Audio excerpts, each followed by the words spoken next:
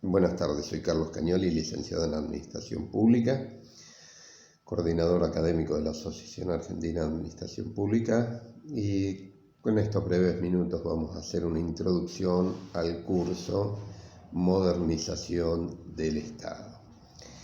Cuando hablamos de modernización, si bien hoy está muy ligado a todo el tema tecnológico, páginas web, trámites a distancia, gestión digital, firma digital, la realidad que la modernización del Estado aparece como un concepto dentro de las reformas neoliberales, liberales y neoliberales que se vinieron produciendo a partir de los años 70, y en Argentina tuvo su punto de inflexión durante las reformas estatales de los 90. O sea que no se da como una cosa aislada, sino que fue parte de una reforma del Estado, y dentro de la reforma del Estado tenemos la reforma administrativa y la modernización del Estado. Porque esto, digo, si bien nadie va a discutir que está bien el tema de modernizar, agilizar los trámites, poder pagar a distancia, el concepto de modernización era un concepto esgrimido por el neoliberalismo que tenía que ver con esto de la vetutez del Estado. O sea, el Estado hay que cambiarlo porque el Estado está viejo. Y esto no es así. Lo que pasa es que la reforma del Estado lo que hace es cambiar los fines y los roles del Estado. Entonces pasamos, por ejemplo, de un Estado intervencionista a un Estado no intervencionista. Lógicamente, si estamos cambiando los roles y los fines, vamos a necesitar hacer una reforma administrativa. Si yo voy a prestar más servicios, voy a necesitar una estructura más grande, y si voy a prestar menos servicios, vamos a necesitar una estructura más chica. Y acá vamos a darnos cuenta que en el transcurso del material, que acá hay un marco ideológico. Nada es inocente, sino que hay un marco ideológico donde hay dos modelos económicos en pugna. Uno, el de Adam Smith, que el Estado no debe intervenir en la economía, que pugnan por el libre mercado. El libre mercado se autorregula y regula todas las inequidades, y tenemos el pensamiento keynesiano o de intervencionismo del Estado. Dice, no, el mercado no regula, lo que hace es que acentúa las inequidades. Entonces, como necesitamos un Estado presente, ese Estado debe ser un Estado prestador de servicio y un Estado que interviene en la economía. Y acá vamos a encontrar la pugna por la intervención del sector privado en la economía. Creo, a mi parecer, que hubo dos grandes reformas. Una es la del 45, donde comienzan a otorgarse un montón de derechos y comienzan a ejecutarse derechos que ya estaban asignados pero que no se habían llevado a la práctica. O sea, estaban las normas, estaban las leyes dictadas por anteriores gobiernos, pero no se llevaban a la práctica.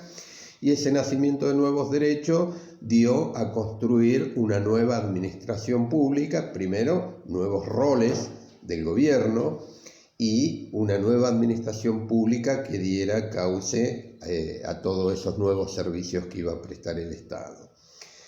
A partir de ahí comienza una lenta destrucción del Estado, 30 años de gobiernos militares, salvo Frondizi y Lía, gobiernos muy cortos, que tienen su eclosión con Martínez de Hoz, con el gobierno militar, el último gobierno militar, y luego es un punto de inflexión en los años 90 con la reforma del Estado de Carlos Menem.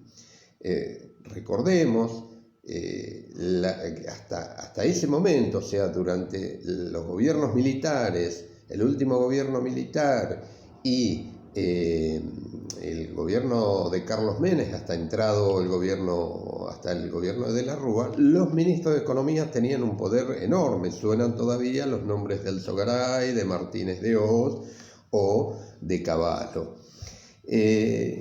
el menemismo establece una reforma del Estado que lo que hace es traspasar al sector privado todos los bienes y servicios del sector público y deja en manos de ellos la prestación de los servicios. Por consecuencia, tiene que instaurar una reforma administrativa, y esta reforma administrativa indudablemente estaba, por un lado, diseñada por el Banco Mundial y por consultoras privadas internacionales, y a su vez financiado el costo, ¿sí? Esta reforma administrativa tenía por objeto debilitar el Estado, que es lo que actualmente estamos asistiendo, un Estado con baja capacidad institucional, un Estado que ya no interviene directamente, que perdió su poder de policía, se convirtió en un Estado administrativo y a su vez, dependiendo absolutamente, la mayoría de los programas son financiados a través de créditos externos con el Banco Mundial, el BIRF, el Fomplata y diferentes financiamientos externos. Esta reforma administrativa trajo una reducción de las unidades organizacionales, se basó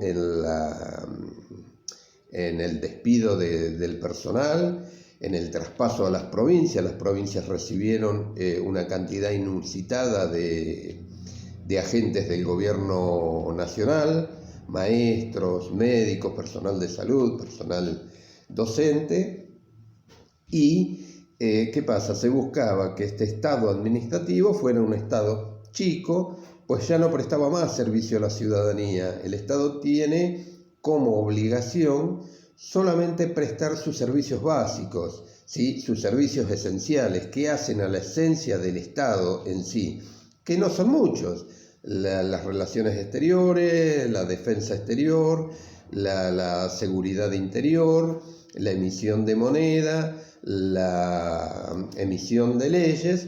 Y entonces el Estado administrativo, la administración pública, debía estar ayornada a esa realidad. Dentro de esta realidad, también dentro de la administración pública, una de las cosas que se quedó y que nadie los ha modificado es la precariedad laboral, la cantidad de compañeros con 20 años de servicio y que están en diferentes bajo diferentes situaciones, pero en precariedad laboral.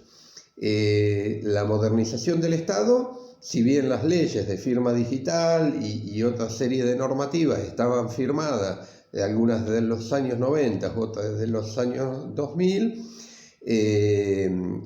fueron muy lentas hasta el gobierno anterior, que decidió en el gobierno nacional traspasar los conocimientos que tenía del gobierno de la ciudad y su sistema, y entonces rápidamente procedió a digitalizar gran parte de la documentación, como así también a instaurar, más allá de los errores que se le pueden encontrar, un sistema de gestión electrónica documental. Bueno, esperando les haya servido estos breves minutos, los invitamos a entrar en la lectura del material. Muchísimas gracias.